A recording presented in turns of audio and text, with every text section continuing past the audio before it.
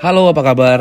Puji nama Tuhan. Tentunya sebelum beraktivitas, biarlah firman Tuhan menjadi standar dalam keputusan-keputusan yang kita ambil, dan biarlah firman Tuhan menjadi penuntun untuk menguatkan setiap langkah-langkah kita di dalam menghadapi segala perubahan yang ada. Ada judul yang menarik tentang jadi Kristen kok kepo gitu ya. Anda tahu, pernah dengar gak? Lu kepo banget sih gitu. Mungkin kita didengar kata-kata atau kita ngomong sama orang, ada orang yang lu kepo amat sih gitu kan. Kayaknya malas banget dengan orang-orang yang kepo dan lain sebagainya. Iya, Kristen juga ternyata. Kristen kok kepo ya gitu kan. Karena di dalam Filipi 2 ayat yang keempat ya, Filipi 2 ayat yang keempat berkata, janganlah kamu masing-masing hanya memperhatikan kepentingan sendiri, tetapi kepentingan orang lain juga. Kepo kan? Tuh. Nah, apa sih artinya kepo? Apa tuh artinya kepo? Kepo tuh bahasa gaul. Kepo tuh sama dengan knowing every particular object. Itu kepo, kepanjangannya. Dengan kata lain, terlalu ingin tahu urusan orang lain. Dalam kehidupan sehari-hari, kepo ini bisa menjadi positif, yaitu peduli, bisa juga jadi negatif, yaitu suka gosip gitu loh. Atau cari berita-berita gosip untuk menggosipkan orang. Nah, pertanyaan gini, boleh gak sih orang Kristen kepo? Ya, kepo tuh ada dua tadi gitu ya. Ada kepo yang salah gitu ya. Misalkan kepo yang salah tuh kepo yang negatif gitu. Misalkan kepo karena gosip. Dalam 1 Timotius 5 ayat 13, Paulus menegur orang yang suka menganggur, yang kerjaannya mondar-mandir, jadi pemfitnah, akhirnya sibuk terus dengan urusan orang lain. Ini kepo karena gosip nih. Akibatnya itu malahan merusak hubungan dengan orang, menyakiti hati, dan akhirnya menabur fitnah nih orang-orang yang seperti ini yang ditegur oleh Paulus. Ini kepo yang negatif karena gosip. Kepo selanjutnya adalah kepo karena iri hati. Maksudnya Yohanes 21 ya, ayat 21 sampai dengan 22. Petrus itu bertanya soal Yohanes sama Yesus. Petrus bertanya begini, bagaimana dengan dia, masa depannya? Dia akan jadi seperti apa? Wah, Petrus kepo nih nanya tentang Yohanes. Yesus menegur, itu bukan urusanmu gitu. Urusan kamu adalah ikutlah aku, fokus sama panggilanmu. Kenapa? Karena kalau Petrus ngurusin apa akan jadinya, masa depannya Yohanes seperti apa, akibatnya dia gak fokus pada panggilannya dia sendiri. Dia akhirnya karena iri hati ngelihat, karena Yohanes merasa kayak tampaknya gitu ya, tampaknya Yohanes dikasihi, mungkin agak lebih di dalam pemandangannya Petrus, Yohanes lebih dikasihi mungkin ya, sehingga dia kepo, dia iri hati mau tahu ke depannya jadi apa nih Yohanes gitu kan. Nah, akibatnya bisa berbahaya. Kita kalau model seperti Petrus, kita tidak fokus lagi nanti pada panggilan kita sendiri. Juga kepo selanjutnya adalah kepo karena ingin membanding-bandingkan diri kita dengan orang lain. 2 Korintus 10:12. Kita mau cari tahu orang, kita bandingin lagi dengan mereka. Udah punya apa dia gitu kan.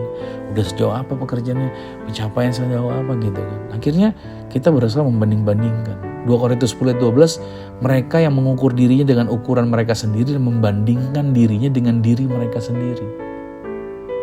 Membandingkan orang lain, alangkah bodohnya mereka. Artinya gini, jadi buat seseorang yang gemar membandingkan orang lain dengan diri mereka sendiri, Alkitab mengatakan mereka adalah orang-orang yang melakukan kebodohan. Dengan kata lain, akibatnya adalah apa? Akibatnya orang seperti itu dia jadi penuh dengan kecemasan dan tidak pernah merasa puas dengan apa yang ada di tangan dia. Karena dia selalu membandingkan dengan orang lain.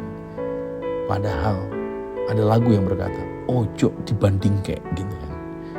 Gak usah banding-bandingin, karena itu adalah suatu kebodohan. Itu kepo yang negatif. Tapi ada juga kepo yang benar sih, kepo yang positif. Yaitu yang pertama, kepo dalam arti peduli. Ya. Karena Galatia 6 pada ayat yang kedua dikatakan bertolong-tolonganlah kamu menanggung bebanmu gitu kan. Artinya dia kepo, ada orang yang berkebutuhan, dia mau bantu, dia mau tolong. Bukan menjadi gosip, tapi memiliki sikap yang bernama empati gitu. Dia berempati. Ini kepo dalam arti yang peduli. Lalu kepo yang positif yang benarnya adalah kepo untuk menegur dengan kasih.